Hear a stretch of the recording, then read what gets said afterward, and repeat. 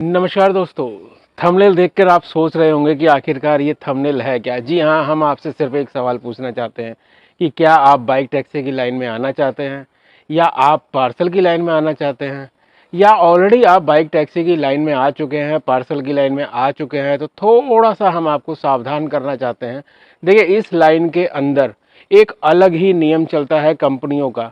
जैसे आपने देखा होगा, इंडियन कोर्ट के अंदर भी एक तड़ी पार का एक नियम होता है, जिसके अंदर अगर कोई मुजरिम गलती करता है बार बार तो उसको तड़ी पार कर दिया जाता है, कुछ सालों के लिए, कुछ महीनों के लिए, या कुछ हफ्तों के लिए।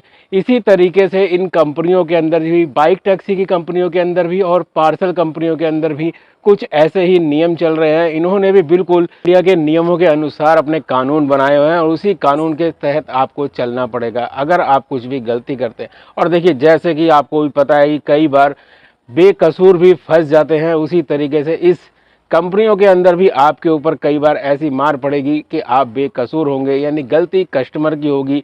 उसने कोई कंप्लेंट कर दी ज़बरदस्ती, चाहे उसको नहीं जाना है, या उसने इस चीज़ के लिए कंप्लेंट कर दी कि आपने राइड पे जाने के लिए मना कर दिया, आपने पार्सल उठाने के लिए मना कर दिया।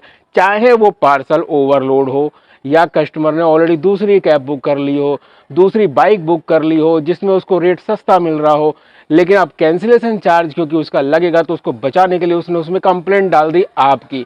तब ऐसे केस के अंदर भी आपके ऊपर ही जुर्माना लगेगा। और ऐसा अगर 2-3 बार आपके साथ हो गया ना, तब तो पक्का जो है आपको इन कंपनियों के बनाए गए नियमों के तहत सज़ा हो सकती है। और जी हाँ, उस सज़ा से बचने के लिए भी इन कंपनियों ने नियम बना रखे हैं। आप चिंता मत करिए, ऐसा नहीं है कि कंपनियां आपको जो है छोड़ देंगी, क्योंकि कानून तो सबके लिए एक बराबर है। तो भाई, इन कंपनियों ने उसी कानून के तहत अपने एक ऐसे कानून बना रखे हैं जिसके अंदर अगर आप कोई गलती करते हैं तो उसकी सज़ा है कि आपको हमेशा के लिए उनके प्लेटफॉर्म से हटा दिया जाए। लेकिन लेकिन लेकिन जैसे हमारे देश के कानून के अंदर भी जुर्माने का प्रावधान है, उस जुर्माने के प्रावधान के तहत आप कुछ जुर्माना देके दोबारा से छूट सकते हैं, आम समाज के बीच में रह सकते हैं। उसी तरीके से अगर आप इन कंपनियों को भी जुर्माना देंगे, जैसे कि मैं बात करूं अगर पोर्टर की, तो अगर पोर्टर के अंदर लगातार कस्टमर ने आपकी कंप्लेंट कर दी है और पोर्टर ने कर दिया आपकी आईडी को बंद, तो वहां पर भी आप जो है जुर्माने की फीस देके, जी हाँ, 1000 रुपये जुर्माने की फीस देके आप दोबारा से राइडर समाज के अंदर आके आराम से काम कर सकते हैं। अब आपके सारे दाग धुल चुके हैं, क्योंकि आपने जुर्माने की राशि भर दी है। जैसे हमारे देश के कानून के अंदर भी होता है कि आपके ऊपर जुर्माना लगाया जाता है और उसके बाद आपको छोड़ दिया जाता है। अब बात करते हैं बाइक टैक्सी की। जी हाँ, बाइक टैक्सी की भी एक कंपनी है जो बिल्कुल इसी कानून के तहत चलती है। वहां पर तो आपको भाई सीधा तड़ी पार कर दिया जाता है। अब हो सकता है कुछ भाइयों को यही ना पता हो कि ये तड़ी पार क्या होता है, तो थोड़ा सा तड़ी पार की हम जानकारी दे दें। देखिए, जैसे कोई शरारती व्यक्ति होता है जो कि बार बार गलत काम कर रहा होता है, उसको बार बार थाने बुलाया जाता है, पुलिस भी दुखी हो जाती है, और पुलिस को ऐसा लगता है कि भाई इसको इस समाज से थोड़ी देर के लिए, थोड़े दिनों के लिए इसको यहाँ से निकाल दिया जाए, इसकी बिल्कुल इस समाज के अंदर ज़रूरत नहीं है अभी। हाँ, इसको जेल में नहीं डाला जा सकता है, तो एक काम करते हैं, इसको तड़ी पार कर देते हैं। तो ऐसे व्यक्ति को कुछ समय के लिए, वो समय 1 महीना भी हो सकता है, 1 साल भी हो सकता है, 3 साल भी हो सकते हैं, इस तरीके से उसको तड़ी पार कर दिया जाता है। फिर वो उस एरिया में, उस समाज में इतने टाइम तक नहीं आ सकता है। सेम इसी तरीके से जी हाँ, रैपिडो के अंदर भी अगर आप बार बार गलतियां करते हैं, अब ये गलतियां हमने पहले ही बताया भाई, कस्टमर की वजह से भी हो सकती हैं और आपकी वजह से भी हो सकती हैं।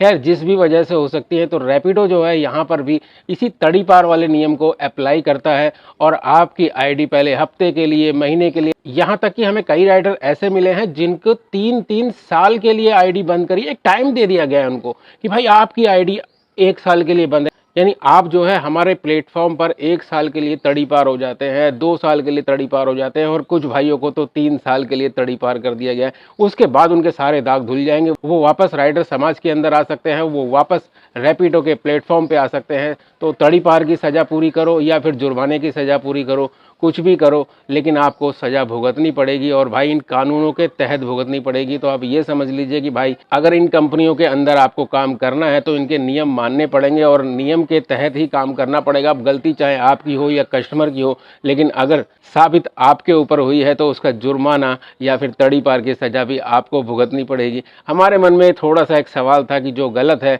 वो गलत है। आखिर कंपनियों को एक बार अगर किसी की आईडी को कंपनी बंद करती है तो उससे पहले कंपनी को कंफर्म करना चाहिए, उसके बाद ही किसी भाई की आईडी को बंद करना चाहिए। जाते जाते हमारी तो यही राय है आपको कि देखिए, आप जो है कोई भी राइड को जो है कैंसिल करके डायरेक्ट मत मारिए, ना ही किसी कस्टमर से बदतमीजी से बात करिए। जो भी पार्सल अगर आपको ओवरलोड भी मिलता है तो आप कस्टमर केयर की हेल्प लीजिए, ताकि आप पहले ही इस कानून को यानी कंपनियों को सूचित कर सकें कि आप कोई गलती नहीं कर रहे हैं, पार्सल ओवरलोड होने की वजह से इस ट्रिप को कैंसिल करना चाहते हैं। तो यहाँ पर हो सकता है कि आपके ऊपर जुर्माने की राशि नहीं लगेगी, यानी आप पहले मुजरिम साबित नहीं होंगे, क्योंकि अगर मुजरिम साबित हो गए तो आपको फिर जुर्माना भरना पड़ेगा, जो कि 1000 रुपये है और बहुत ज़्यादा हो जाते हैं। 1000 आपको पता है, सारे खर्चे काटने के बाद 2 दिन के अंदर 1000 रुपये बचते हैं, और आईडी को खुलवाने के लिए जो आप चक्कर मारोगे उसमें भी 1 आध दिन खराब हो जाएगा। तो कोशिश ये करिए कि अगर इन कंपनियों के अंदर काम करना है तो भाई इन कंपनियों के जो भी नियम हैं उनको आपको पालन जरूर करना है। मिलते हैं फिर किसी नई जानकारी के साथ किसी नई वीडियो के अंदर, तब तक के लिए जय हिंद, जय भारत।